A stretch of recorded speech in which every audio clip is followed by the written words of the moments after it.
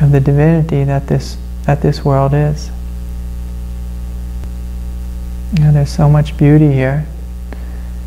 But if we're busy, lost in our minds, we're not seeing beauty.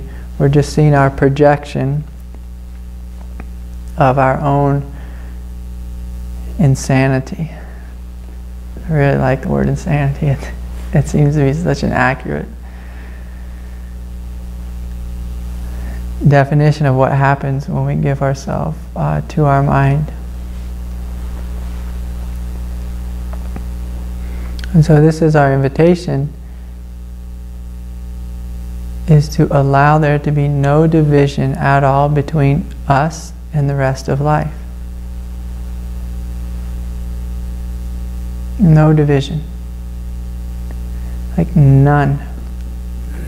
That's what it means to be awake, to be free, to be liberated.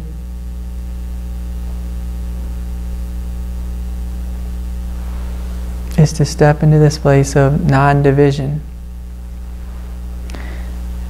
And oftentimes it's taught it's something that we need to attain or something we need to achieve, or we do these practices and we become it, or something like that.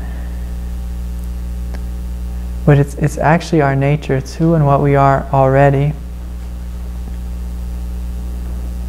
And if you just look at a baby is totally free. It has no separation between it and the rest of life. It's just living in a state of complete and total oneness.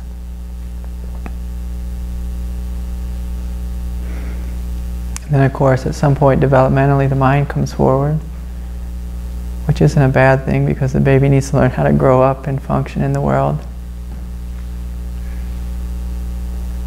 But at some point normally what happens to us is we experience some sense of, I'll use this word trauma, and I'm going to use it lightly.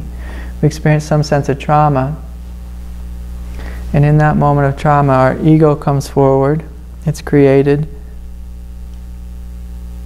and it says outside is bad and I need to protect myself from life. So it just begins to create these walls, these divisions between us and reality. And in some senses it's very helpful to have walls. You know, in some situations it's very helpful.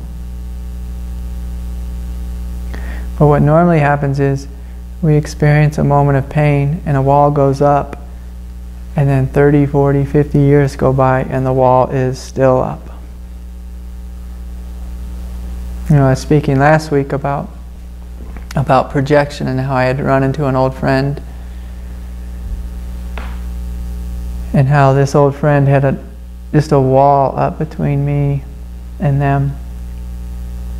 And it felt like such a painful thing for me as I sat there with them, because what I experienced when I looked into their eyes was just absolute beauty, absolute divinity, absolute oneness.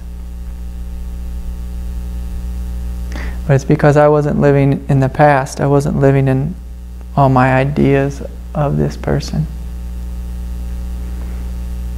And so that's what that's what a projection is. It's like we have an experience in life, and then we project that experience onto the rest of life, and it makes it so we do not see reality clearly. And we don't see it clearly.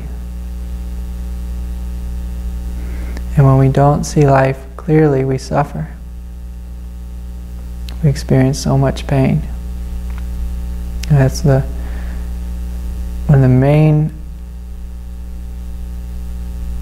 main reasons for suffering is division.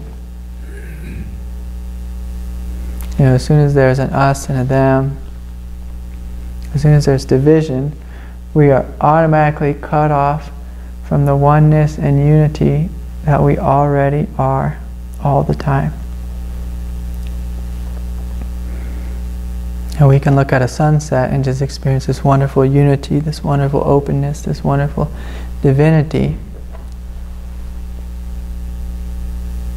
And then as soon as we start thinking about our ex-husband, or the person at the bank who screwed us, or whatever it is, then we're in this place of division. And we lose that inherent oneness that we are. And it's a painful thing.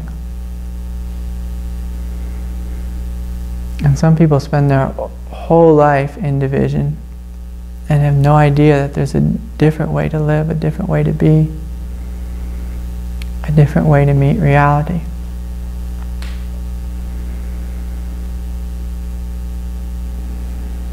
And so this is our invitation, is to wake up to our divinity and live from our divinity and meet life from divinity.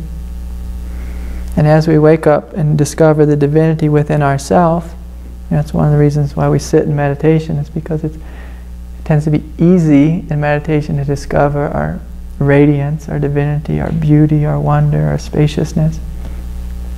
And as we allow that to wake up in ourselves, and then we begin to see life from that perspective. It's like we unhook from the mental defense mechanism that we have. And then we unhook from this place and just begin to see life from our heart. And our heart doesn't have any problem with life. Our heart just sees beauty and divinity in everything. Even in terrible things, our heart sees divinity and beauty, because the nature of our heart is oneness, is unity.